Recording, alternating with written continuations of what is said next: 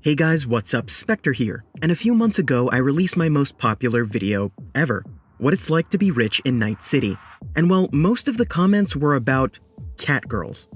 So today I thought I'd discuss not only Catgirls in Cyberpunk, but exotics in general, and why I don't think we'll be seeing them too much in Cyberpunk 2077, sadly. Let's begin.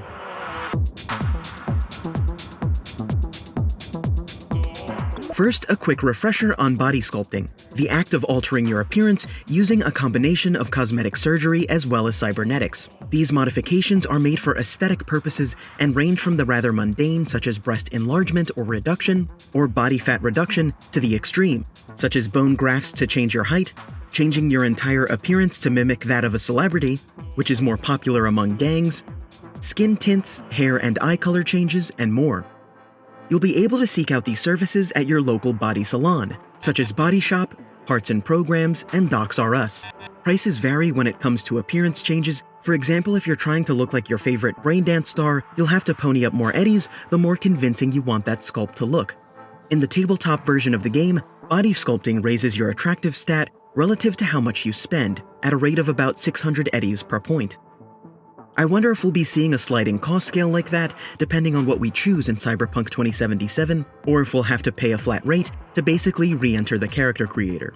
But you didn't click on this video for futuristic tummy tucks. You want to know about exotics. This offshoot of fashion wear is reserved for the extremely wealthy, as the more mundane biosculpting procedures I mentioned earlier are cheap enough for most people to afford.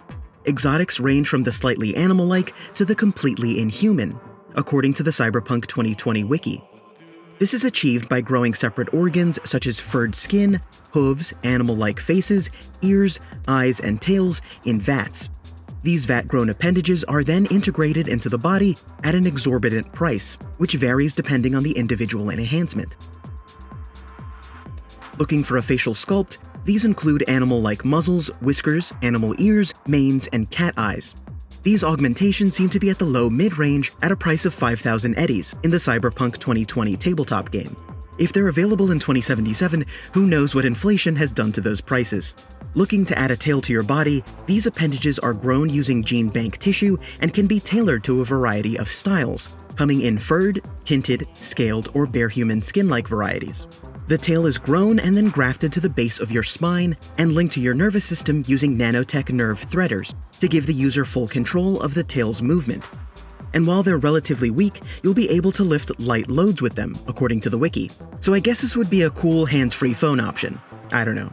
But speaking of holding things, if you're getting bored of those posable thumbs, you can swap out your boring human hands for hooves, claws, or even paws. Or if you're not loving the skin you're in, you can use tailored DNA to grow patterned fur, light scales, or tint your skin to exotic colors. Apparently though, there's a 1 in 10 chance that the graft will mutate and develop skin cancer, so buyer beware. Although the more you spend, the lower those chances, at least in the tabletop game. This is the most expensive of these procedures, coming in at a price of 10,000 eddies. But now that we have a little background on exotics in the overarching lore of Cyberpunk, will we be seeing them in Cyberpunk 2077? Well, yes. Kind of. It wasn't widely reported on, but I stumbled across a Night City Life DE post from 2019, which when translated from German, states, "When I asked whether we'll find exotics in the video games, lead quest designer Paul Sasko replied that very few people can afford such extensive cosmetic changes. They would exist in the game, but if there were, only a few unique characters that we'll remember as a special encounter.